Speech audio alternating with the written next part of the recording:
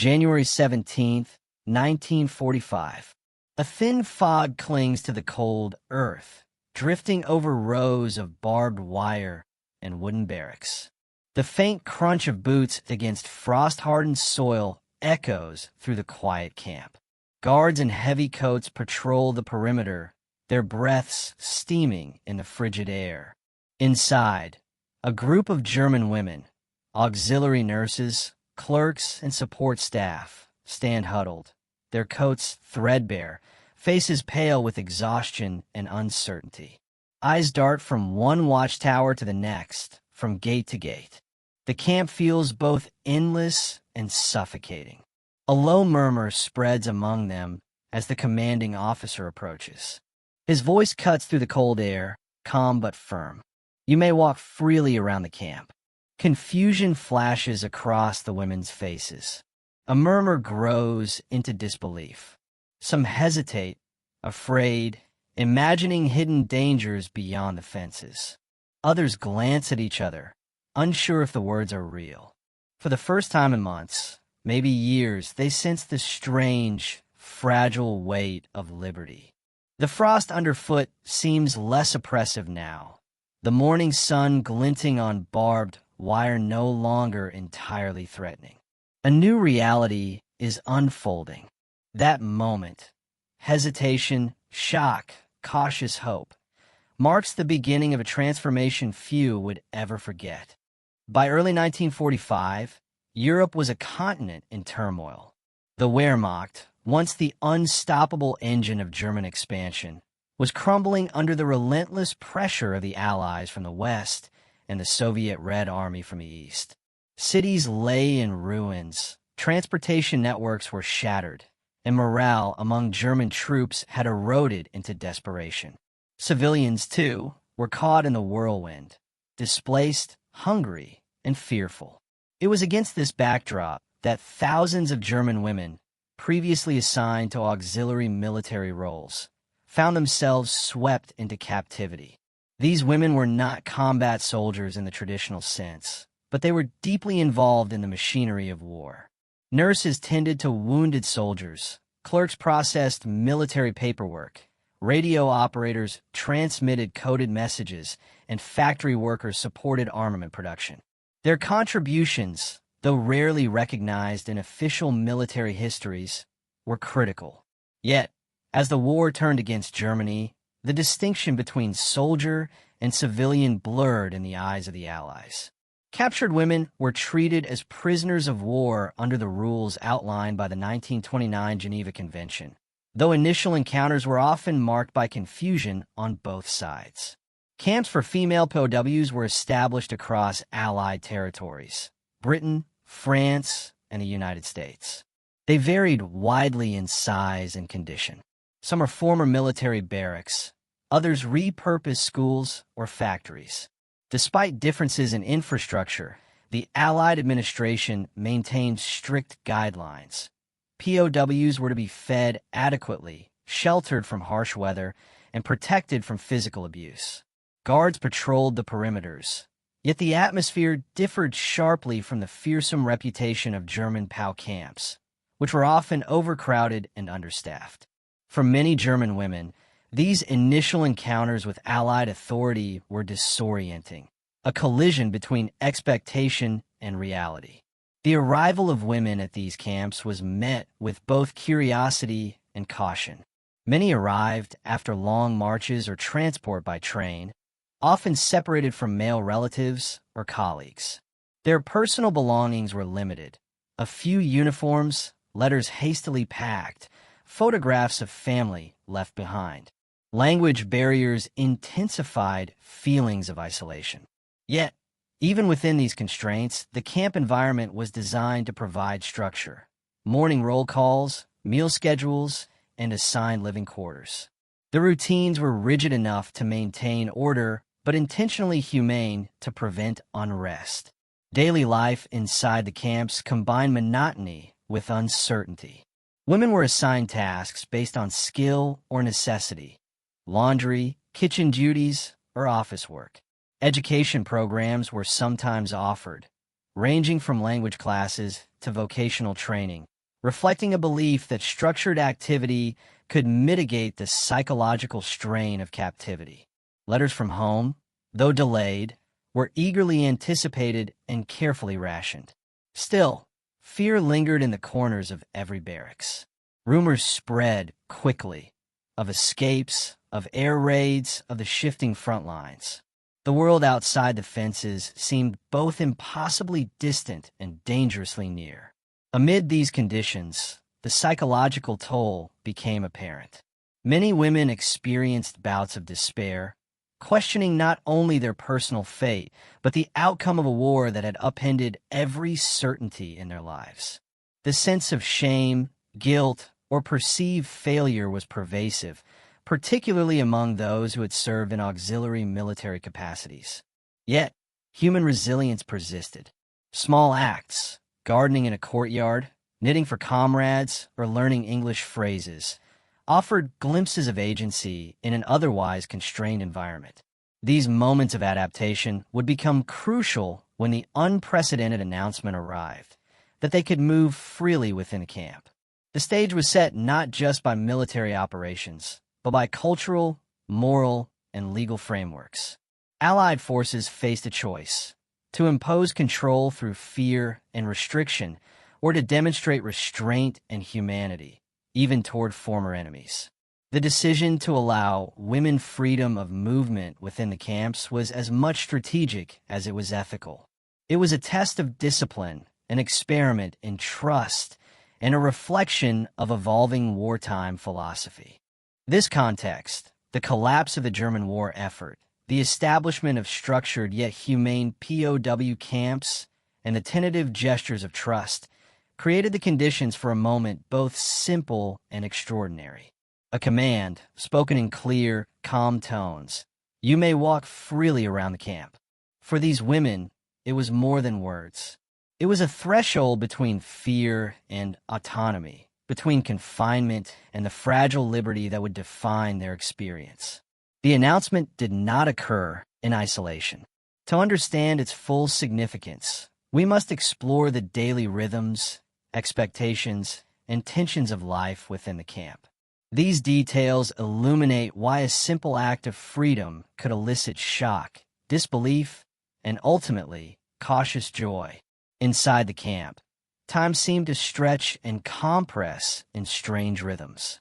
Dawn brought a cold, gray light across frost-lined barracks and muddy courtyards. Roll calls punctuated the morning, with guards checking identities and counting heads, their voices carrying across open spaces. Breakfasts were modest: thick porridge, bread, and wheat coffee. Yet these meals marked a consistent pattern in a life otherwise defined by uncertainty. Afterward, women dispersed to assigned tasks: cleaning, cooking, laundry, clerical work, each chore reinforcing order and minimizing unrest. Even in routine, the psychological weight of captivity was unmistakable. Many women had never imagined themselves prisoners, particularly within Allied camps where conditions, though humane, were alien to their cultural expectations. Some came from small German towns, others from cities bombed into rubble, and all bore news of a collapsing homeland. Letters and rare broadcasts offered fragmented glimpses of war beyond the fences. For some, relief at being alive competed with guilt for leaving families behind. For others, a simmering anger lingered toward the forces that had imprisoned them. These emotions manifested quietly: a glance exchanged over a meal, a stiff posture during work, or whispered conversations in dimly lit barracks. Despite hardships, the camps fostered a strange sense of community. Women grouped by language, hometown, or prior military unit, seeking comfort in shared identity. Instructors offered courses: English, French, and basic vocational skills, encouraging practical adaptation and mental engagement. Sports and limited recreational activities were organized in some camps, giving prisoners rare moments to stretch beyond the rigid structures of their days. Even small routines, gardening in the courtyard, caring for a stray cat, mending uniforms, became anchors for stability. Cultural contrasts were never far from the surface. Many German women were accustomed to a strict hierarchy, discipline, and rigid social order. Allied camp regulations, however, emphasized a balance of security and humanity. Guards often encouraged respectful interaction, providing choices within limits and refraining from unnecessary punishment. For some prisoners, the approach was disorienting. Suspicion clashed with curiosity, fear with relief. How could captors, those who had conquered their homeland, bombed their cities, and defeated their armies, treat them with fairness and even trust? The perception of freedom, or its absence, was central to daily life. Barracks were segregated, yet open spaces within the camp allowed for movement under observation. Gardens, courtyards, and work areas became microcosms of autonomy, spaces where prisoners could momentarily escape the rigidity of schedules and tasks. Interaction with guards, though formal, occasionally offered glimpses of humanity, a shared smile, a brief conversation, or an acknowledgement of skill or effort. These moments, small as they were, hinted at a world beyond strict confinement. Medical care and hygiene, while basic, reinforced the sense of order and safety. Nurses, both prisoners and staff, tended to minor injuries, illnesses, and emotional strain of captivity. Reports from camp inspections emphasized adequate nutrition, bedding, and sanitation, reflecting the Allies' commitment to Geneva Convention standards. Yet even under careful care, the psychological stress remained. The uncertainty of release, news from home, and the awareness that the war could end abruptly, reshaping their fates once more. Communication with the outside world remained limited but crucial. Letters were carefully censored, delivered irregularly, yet they provided a lifeline to family and friends. Red Cross packages offered small comforts: chocolate, soap, writing materials. For many women, these objects symbolized both connection and survival. They reminded prisoners that life existed beyond the fences, beyond the authority of camp guards, and beyond the shadow of defeat. It was in this environment, structured, humane, yet undeniably restrictive, that the announcement came: women could walk freely within the camp. To the prisoners, the concept of unrestricted movement was almost unimaginable. Years of propaganda, fear, and strict discipline had taught them to fear liberty, to associate openness with risk. The allowance was not merely a procedural change. It was a psychological upheaval. Disbelief, hesitation, and tentative exploration became immediate reactions. Some paused at the threshold of courtyards, uncertain whether stepping forward would be safe. Others exchanged cautious smiles, testing the limits of newfound autonomy. This moment revealed not only the resilience of the human spirit, but also the power of trust. By permitting movement, camp authorities challenged the assumptions of both captors and captives. The women's reactions, shock, awe, curiosity, and cautious joy, were shaped by months of adaptation, observation, and reflection within the camp. What followed would illuminate the intersection of human psychology, military discipline, and the moral responsibilities of war. Understanding these daily rhythms, emotional undercurrents, and cultural contrasts is essential before examining the multiple angles through which this moment can be understood: human, tactical, leadership, technological, and moral. These perspectives reveal why a simple act of freedom became a defining moment in the lives of German women POWs. The first angle to consider is the human experience. When the German women were told they could walk freely within the camp, the immediate response was disbelief. For months, or even years, they had been conditioned to expect strict surveillance, punishment for minor infractions, and the rigid regimentation of confinement. Their daily lives had revolved around routines, roll calls, assigned chores, and carefully measured interactions. The sudden removal of those restrictions introduced an unfamiliar element: choice. For some, this choice was terrifying. Hesitation marked their first steps beyond barracks, as if the simple act of moving unmonitored could trigger danger. Others approached the freedom with quiet curiosity, testing boundaries while remaining watchful of the guards' reactions. A sense of surreal wonder permeated the camp. Women walked in small groups, pausing to examine the courtyard, the fences, and even the snow-laden paths that had previously seemed forbidden. Their faces reflected a spectrum of emotion: skepticism, relief, tentative joy, and lingering anxiety. Psychologically, the impact was profound. Freedom within a controlled space allowed women to reclaim a sense of agency. Conversations, gestures, and small acts of decision-making, choosing where to sit, whom to speak with, or how long to remain outdoors, reinforced individuality.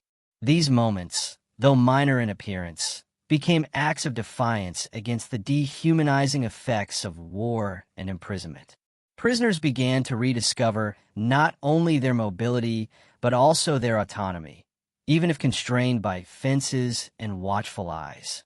From the perspective of camp leadership, allowing movement within the camp was both a strategic and moral decision.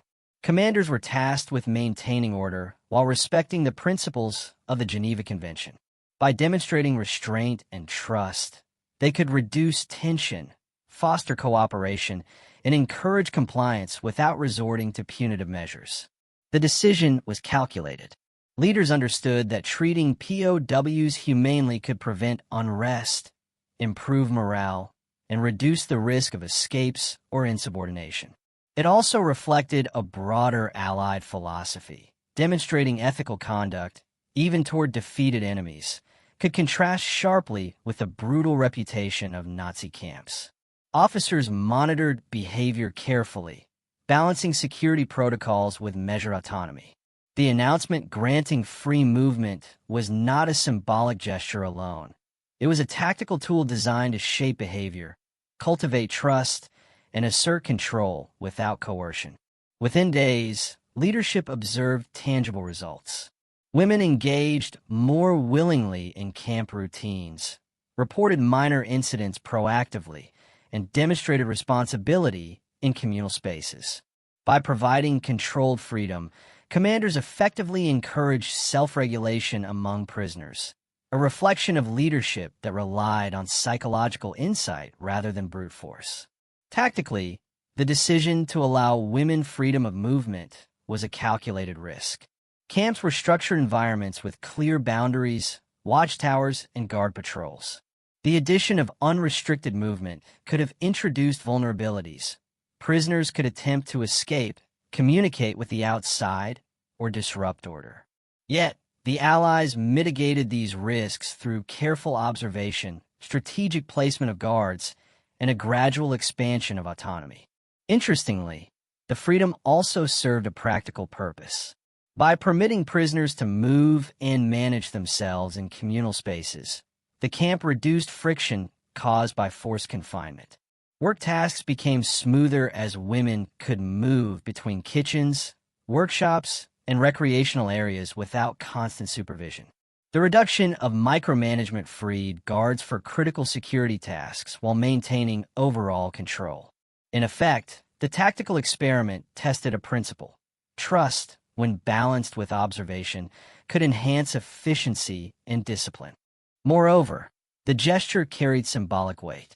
Allowing freedom reinforced the contrast between Allied treatment of prisoners and German practices, sending a message to both captives and the outside world. It was an embodiment of disciplined restraint, a tactical decision intertwined with ethics, psychology, and propaganda. The experience of freedom within the camp was closely monitored through technology and infrastructure. While the fences and watchtowers were visible symbols of control, subtle technological systems played a quiet but essential role. Perimeter alarms, spotlights, and communication lines ensured that movement remained within safe boundaries. Guards used radios to coordinate patrols, while sentries observed patterns of behavior, noting who moved where and when. These systems allowed the camp to grant mobility without sacrificing security. Even the barracks themselves were designed with surveillance in mind. Windows faced courtyards, allowing officers to maintain visual oversight without constant direct intervention. Mess halls and work areas were arranged to maximize visibility. In some camps, rudimentary signaling systems, bells, flags, or lights, were used to summon prisoners quickly in emergencies. The presence of these technologies did not diminish the sense of freedom. Rather, it enabled it. Prisoners could walk, converse, and perform tasks independently, knowing the boundaries were structured but not oppressive. The interplay between technology and human behavior was subtle but critical. Guards could relax strict supervision, knowing that surveillance systems provided rapid response if necessary. Prisoners, on the other hand, gradually learned the limits of freedom, internalizing rules without direct coercion. In this way, technology became an invisible partner in cultivating trust, discipline, and compliance, demonstrating that innovation in camp management extended beyond weaponry to the orchestration of human experience. From the German military leadership's perspective, news of these policies often provoked disbelief and concern. Reports filtered back to occupied Germany that women who had served the Reich, nurses, clerks, auxiliaries, were being treated with unprecedented leniency. To some commanders, this approach appeared dangerously permissive, a sign that Allied forces were undermining traditional notions of discipline and order. Concerns ranged from fear of ideological contamination to anxiety over morale, as families and units learned that German women were experiencing humane treatment while male POWs endured harsher conditions elsewhere. Yet the enemy perspective also reflected cultural conditioning. Nazi doctrine emphasized obedience, hierarchy, and the total mobilization of society for war. The idea that captured personnel could be entrusted with autonomy seemed alien. Intelligence officers monitored these camps indirectly, assessing whether leniency would influence prisoners' loyalty or incite desertion upon eventual release. These reports highlighted the psychological dimension of captivity. Trust, freedom, and humane treatment could have effects beyond immediate security, potentially reshaping attitudes toward authority and allegiance. The moral dimension of granting freedom within the camp cannot be overstated. In the midst of one of the deadliest conflicts in history, Allied authorities had the opportunity to assert power through domination or to exercise restraint through ethical conduct. Allowing women to walk freely was both an act of pragmatism and a deliberate moral choice. It acknowledged their humanity, respected international law, and subtly reinforced the distinction between the Allies' approach and the atrocities of Nazi detention. The moral impact extended beyond prisoners and guards. Observers from other camps, international organizations, and even journalists noted the unusual arrangement.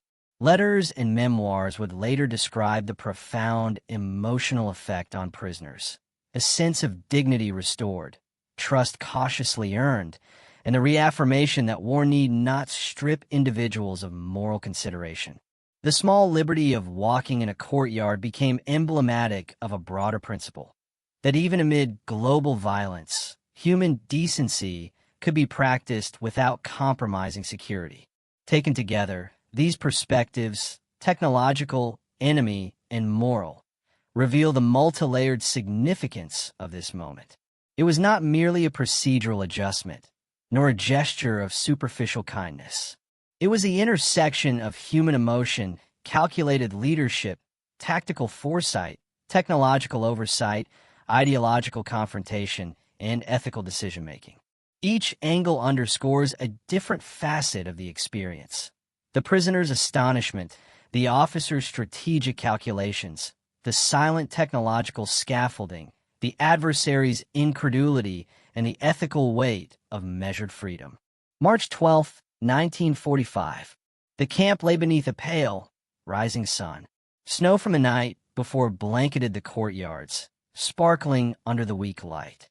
The women gathered in clusters, their breath forming clouds in the icy air. For weeks, they had observed the boundaries of the camp from behind fences, imagining the world beyond as unreachable, dangerous, forbidden. Today, for the first time, the gates remained closed, yet within them they were free.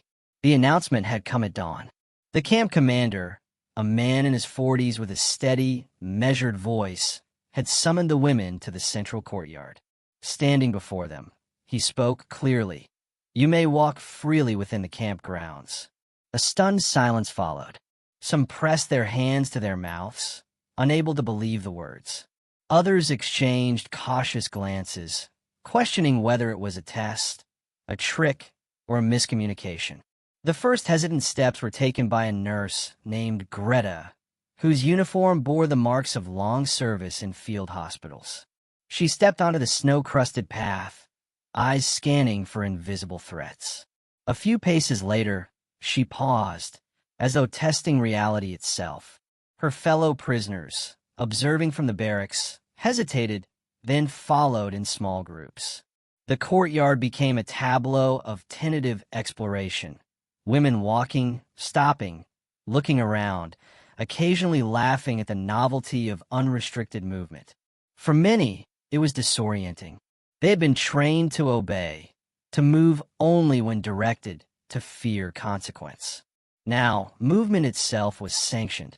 Some ventured near the workshops, inspecting the tools and benches that had once seemed forbidden. Others gravitated toward the mess hall, with a scent of morning porridge mingled with cold air, evoking memories of routine, but also of autonomy. Even the small garden plots became spaces of fascination. Snow-covered vegetables and frozen soil seemed to promise life in a place they had considered static and controlled. Guards watched carefully, but unobtrusively. Their presence, though visible, was neither threatening nor invasive. Radio checks communicated minor observations. North courtyard clear, mess hall group moving. The technological oversight, towers, fences, alarms, remained functional, yet practically invisible to the prisoners.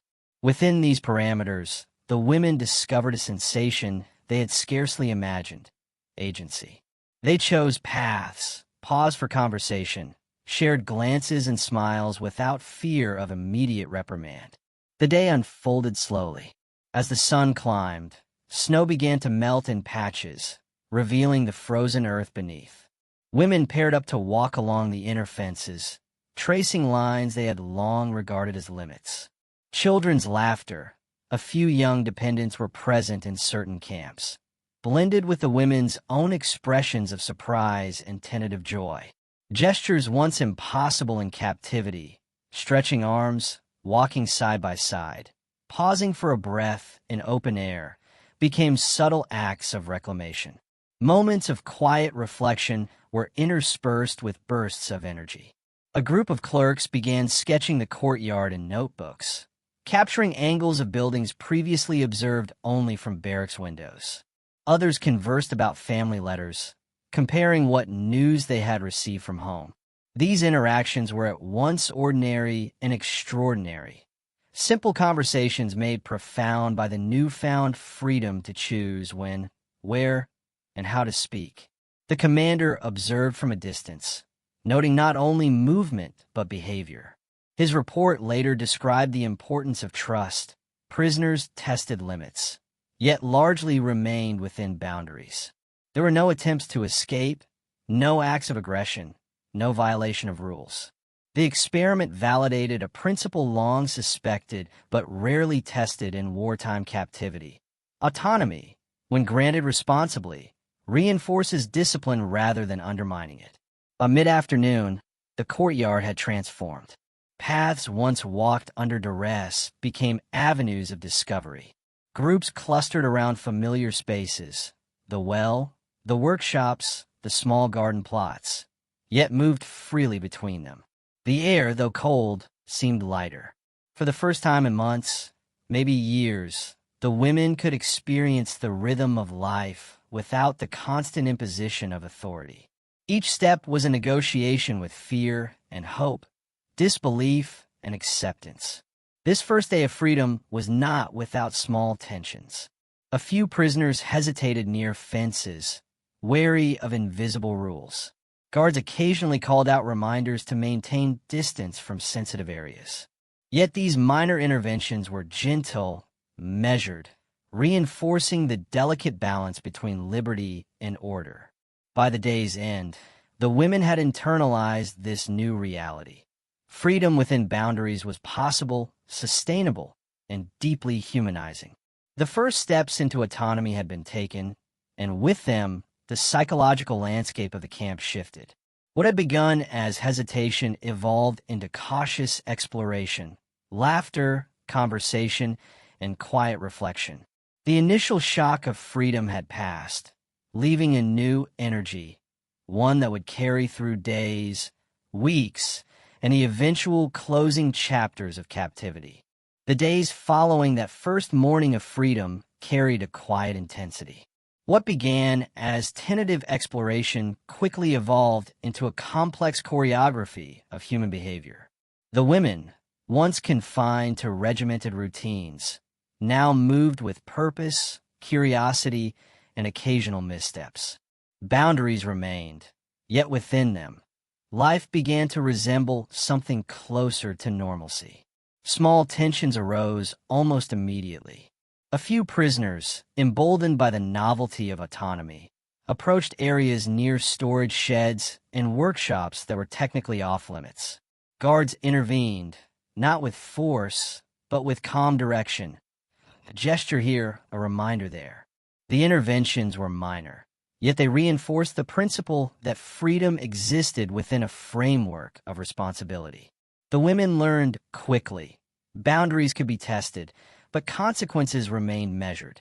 Emotional shifts were palpable. Laughter, once rare, began to echo through courtyards. Conversations became longer, more animated. Groups shared personal stories, discussed family, or speculated on the war's outcome. Some women walked alone, absorbing the landscape, reflecting on the contrast between captivity and autonomy. A nurse named Liesel, who had cared for soldiers during the Eastern campaigns, described later how simply walking across the snow-laden courtyard made her feel alive for the first time in months. Small moments, sketching a tree, feeling sunlight on bare hands, exchanging glances with fellow prisoners, became profound acts of reclamation. Yet freedom also brought unease.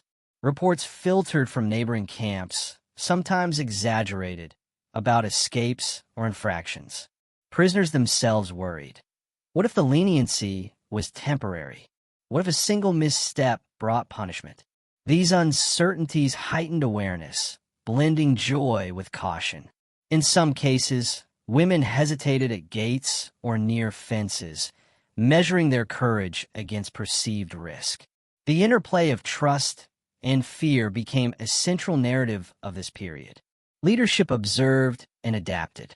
Commanders and officers documented behavior meticulously, noting not only compliance, but also signs of morale, cooperation, and ingenuity.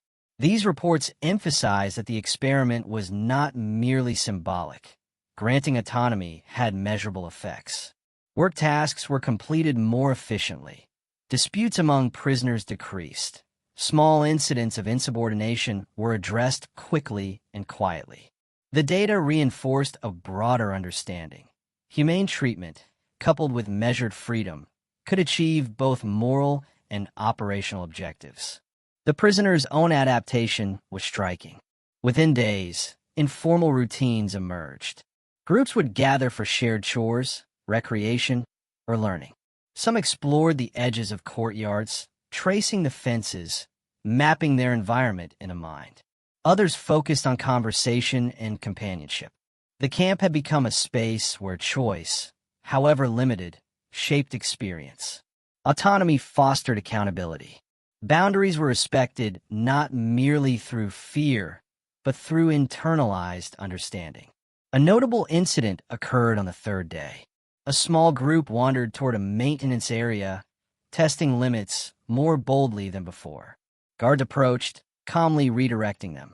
One prisoner, initially defiant, paused, then complied without resistance. The event was documented as evidence of how structured freedom worked. The women had the capacity to understand boundaries and act responsibly when given the opportunity. For the commanders, it reinforced the delicate balance of trust and control. For the prisoners, it was a lesson in self-governance within captivity. By the end of the first week, a new rhythm had emerged. Daily routines continued, but now they were punctuated by small acts of agency. Choosing a path through the courtyard, lingering to speak with a friend, or simply standing in sunlight without purpose other than observation. These moments, seemingly mundane, carried enormous psychological weight. They marked a subtle but irreversible transformation. Women were no longer passive subjects of authority.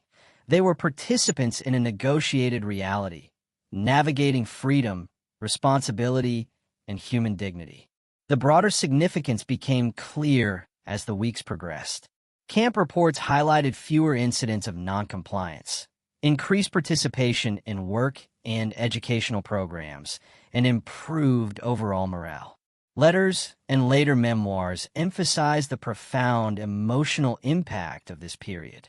Women described the experience not only as a reprieve from confinement, but as a moment of personal reclamation, a restoration of identity, autonomy, and self-respect in the midst of war's dehumanization. This turning point, freedom within boundaries, was both delicate and decisive. It illustrated that even in the midst of global conflict, even when surrounded by barbed wire and watchtowers, the principles of trust, respect, and humane treatment could reshape human behavior. The women's reactions, their cautious exploration, and their adaptation to autonomy would leave lasting impressions on the commanders, on Allied policy, and on history itself. The weeks following the introduction of freedom within the camp revealed the profound consequences of this policy. Life settled into a new rhythm, one marked by both order and agency. The women, having navigated the initial shock and hesitation, began to embrace the routines of daily life with a sense of ownership. Tasks that had once felt like compulsory chores, kitchen duties, laundry, clerical work, were now approached with a subtle autonomy. Small decisions, like the order in which to complete duties or whom to partner with, became acts of self-determination. Camp reports from this period noted an immediate improvement in morale. Guards recorded fewer conflicts and complaints, while participation in educational and recreational activities increased.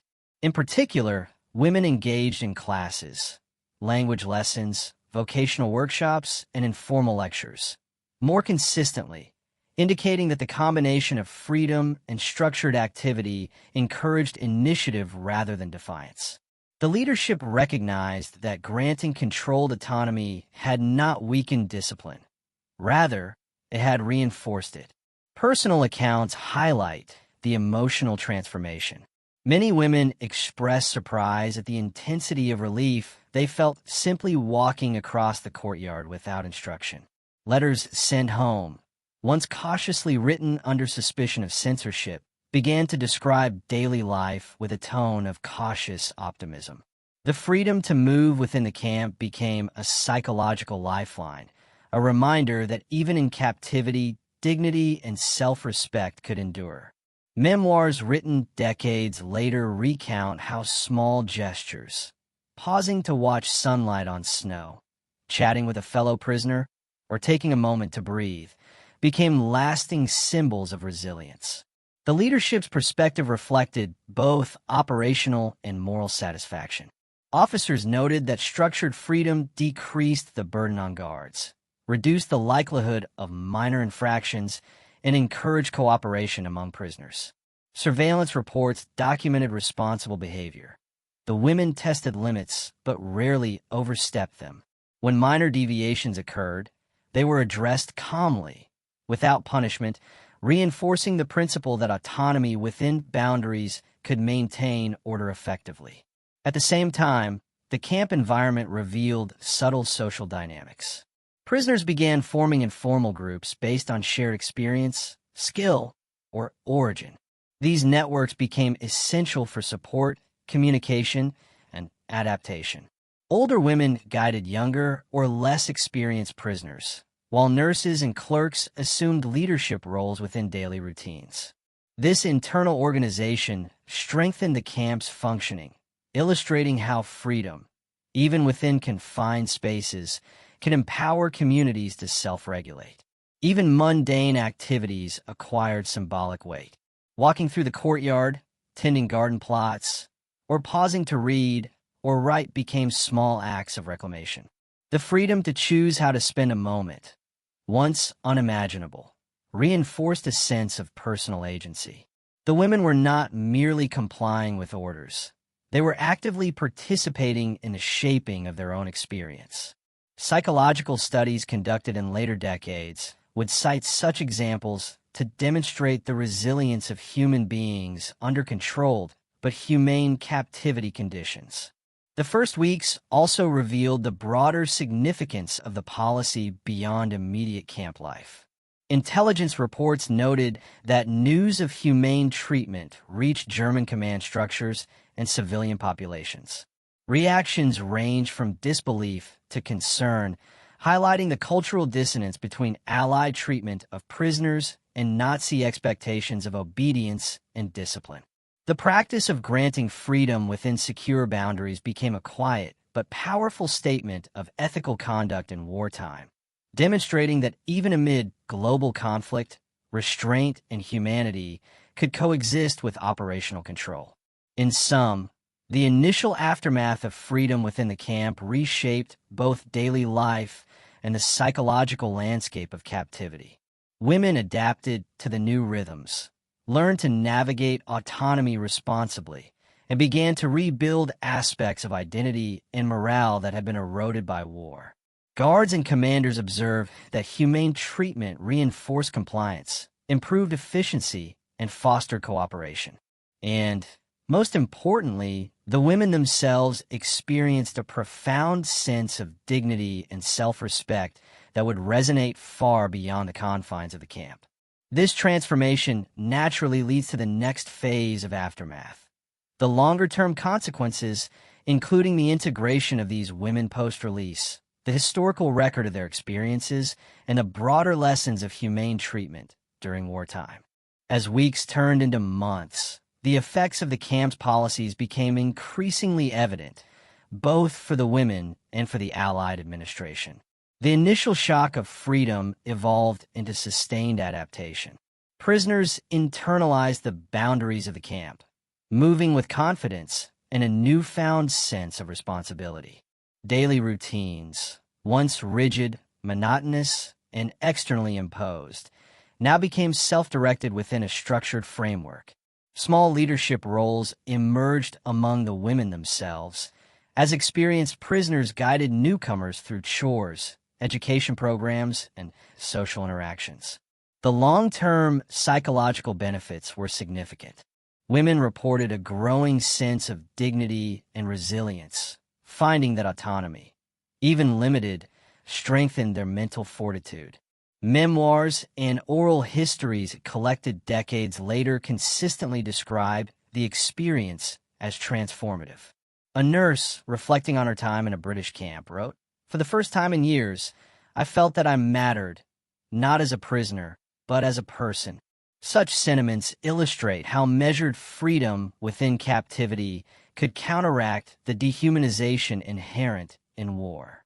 Operationally, the Allies observed that the policy reinforced efficiency and compliance. Work programs ran more smoothly, disputes among prisoners decreased, and overall morale remained high. Guards noted that the women, having earned trust through responsible behavior, rarely tested boundaries unnecessarily. The success of this model influenced policies in other camps, offering a practical lesson. Humane treatment, aligned with security needs, could maintain order more effectively than strict confinement or punitive measures. Beyond the camp itself, the implications reached wider circles.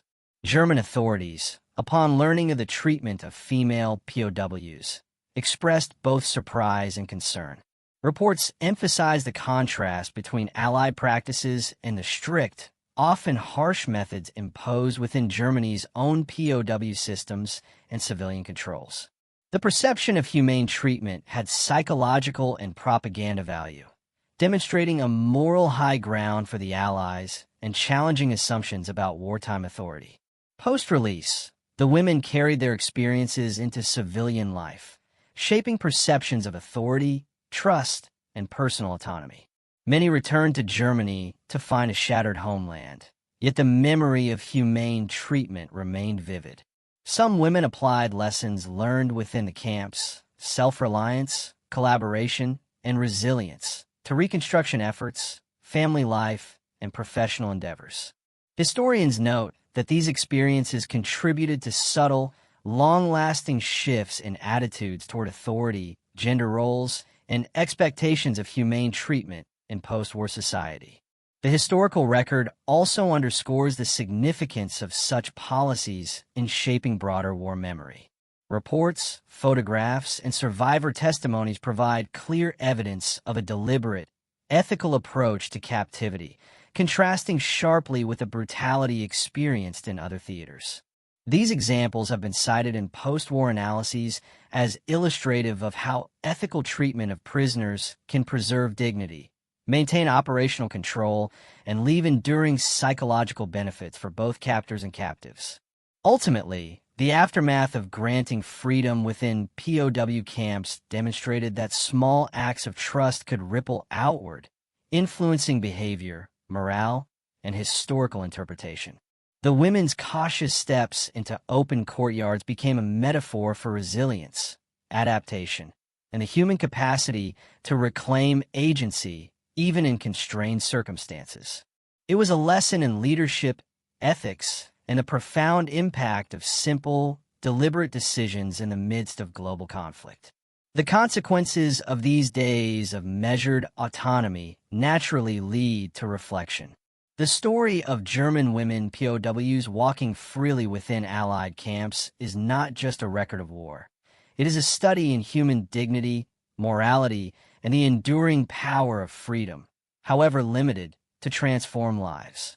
The image of German women walking freely within a POW camp endures not simply as a wartime anecdote, but as a testament to the human capacity for resilience, dignity, and moral judgment. In a conflict defined by devastation, deprivation, and brutality, this moment offers a rare glimpse of humanity asserting itself amidst the machinery of war. The women's tentative steps, their cautious exploration of courtyards and paths, symbolized far more than movement. They represented agency reclaimed, identity restored, and the quiet assertion of self in circumstances designed to suppress it. For the Allies, the decision to grant measured freedom was both practical and principled. It demonstrated that leadership grounded in ethics could achieve operational objectives while preserving humanity. Discipline was not compromised. Rather, it was reinforced. Compliance emerged naturally, guided by trust rather than fear. The technological scaffolding, fences, towers, and communications remained, but its presence underscored that freedom could coexist with security. In this controlled autonomy, both captors and captives learned an enduring lesson. Restraint and respect can shape behavior as effectively as coercion. The psychological impact on the women was profound and lasting. Moments once considered trivial, pausing in sunlight, walking through the snow, conversing without oversight, became profound symbols of survival, adaptation, and hope. These experiences transcended the camp walls, influencing post-war lives and leaving a subtle but enduring mark on how individuals approached authority, autonomy, and human connection. Historically, the episode challenges conventional narratives of captivity and punishment. It reminds us that war, while destructive, can also illuminate the capacity for ethical action, even under extreme conditions. The courage of the women, the foresight of the commanders, and the careful orchestration of freedom within boundaries together created a fleeting but transformative space where humanity prevailed over oppression. In the end, the story of these women is a quiet affirmation that even amid global conflict, even behind fences and watchtowers, the exercise of trust, moral clarity, and small liberties can restore hope, reinforce dignity, and leave a legacy that endures far beyond the immediate struggle. It is a moment frozen in time, reminding us that freedom, however constrained, remains one of the most potent acts of resilience in human history.